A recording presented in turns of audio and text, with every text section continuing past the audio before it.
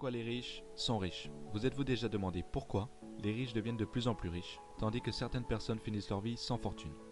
Robert Kiyosaki, un investisseur et businessman américain, a plus qu'étudié le sujet, il l'a vécu.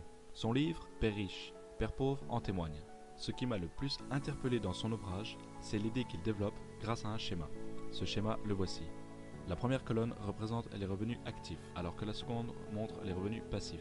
Le quadrant représente 4 types de personnes. E pour les employés, S pour les indépendants ou auto-entrepreneurs, B pour les chefs d'entreprise et I pour les investisseurs.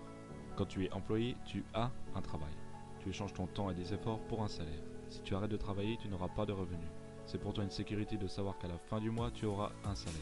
Mais les employés sont limités par des règles en vigueur dans leur entreprise. Donc à la fin de la journée, tu as échangé ton temps contre de l'argent.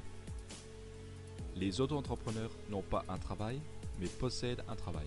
Donc quand tu es auto-entrepreneur, tu travailles pour toi-même, tu n'as donc pas de patron, peu ou pas d'employés. Ces personnes peuvent prendre 6 semaines de vacances par an, mais l'entreprise ne peut pas fonctionner sans eux. Quand tu possèdes ton entreprise, tu as un effet de levier qui est égal à ton temps et à ta force de travail. De plus, tu as besoin d'indépendance et tu utilises beaucoup sur ton temps.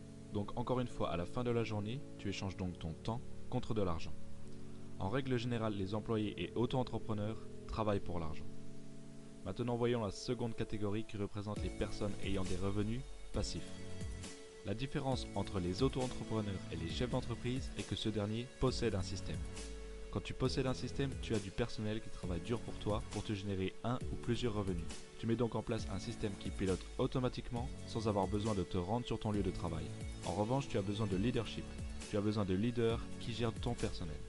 Tu as un effet de levier grâce au travail avec d'autres personnes. Donc quand tu possèdes un système, tu échanges du personnel contre de l'argent. Maintenant, voyons le cas des investisseurs. Les investisseurs possèdent les investissements. Quand tu es un investisseur, ton argent travaille dur pour toi pour te générer plus de revenus. C'est l'effet boule de neige. Tu as besoin d'indépendance financière, tu vas donc utiliser ton temps et ton argent pour acquérir d'autres actifs. Tu as un effet de levier grâce aux actifs. Tu échanges donc de l'argent contre de l'argent.